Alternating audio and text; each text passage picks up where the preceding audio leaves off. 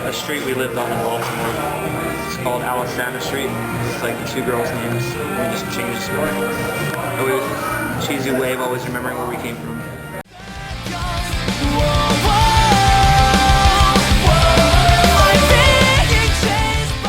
I was in a little punk rock band, or pop punk band, in Baltimore, and Pat actually used to come to our shows because he was a fan of the band.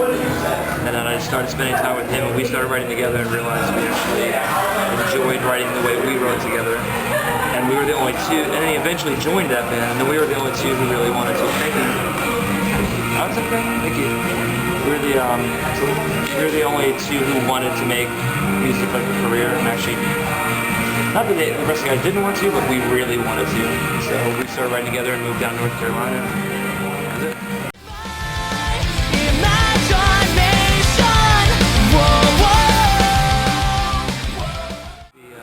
I always say his name wrong. He's a singer for Cigaros. I think it's Chianti. I tour with him. I tour with Mew, May, and probably Spittlefield from Chicago. They would get back together. And between the Buried and me, it's gonna be a big tour. Tell me I'm forgiven, say you'll always be mine. Say that everything is over, tell me I'm fine. Because I started my own label, and I'd much rather be putting out our records than letting it invest. In all seriousness, it's just more of, at this point, you know, have that creative freedom to be the ones actually driving everything behind it. We just wanted to do that. Our relationship with Epitaph was wonderful, and I went to them and said, look, do you mind if we just do the rest on our own? And they were totally cool with it. You know, there was no bad blood. We loved our time there. It was just felt like the right time to do it ourselves.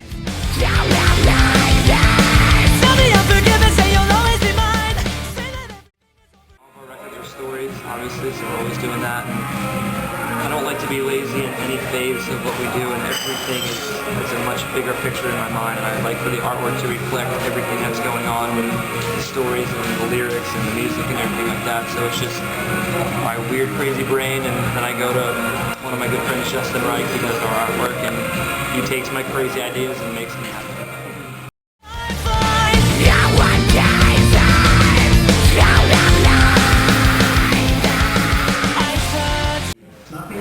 The end of the trilogy, The Emptiness and the Place for Alesana were the first two parts of the trilogy, and this is the conclusion of that trilogy. We call it the Annabelle trilogy. So.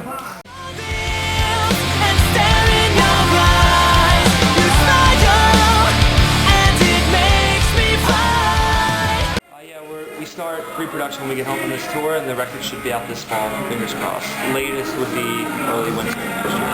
But the record starts getting conceptualized when we get home.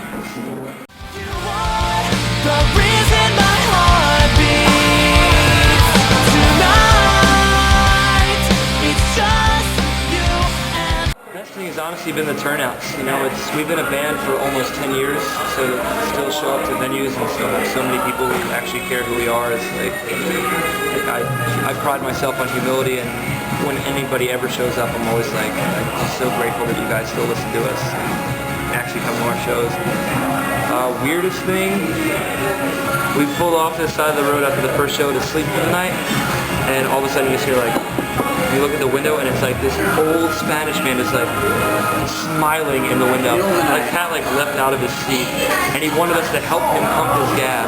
It's like, I've seen enough movies to know it's like 2 o'clock in the morning. Sorry man, I am not helping you pump your gas, so we just left. Too weird.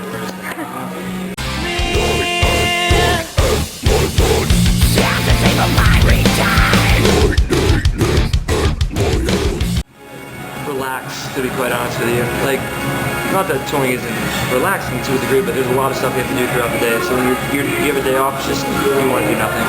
You usually go see a movie. I really want to see The Purge.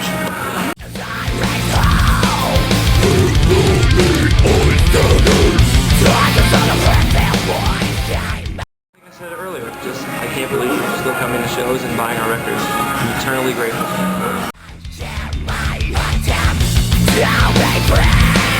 Tell me I'm forgiven, say you'll always be mine.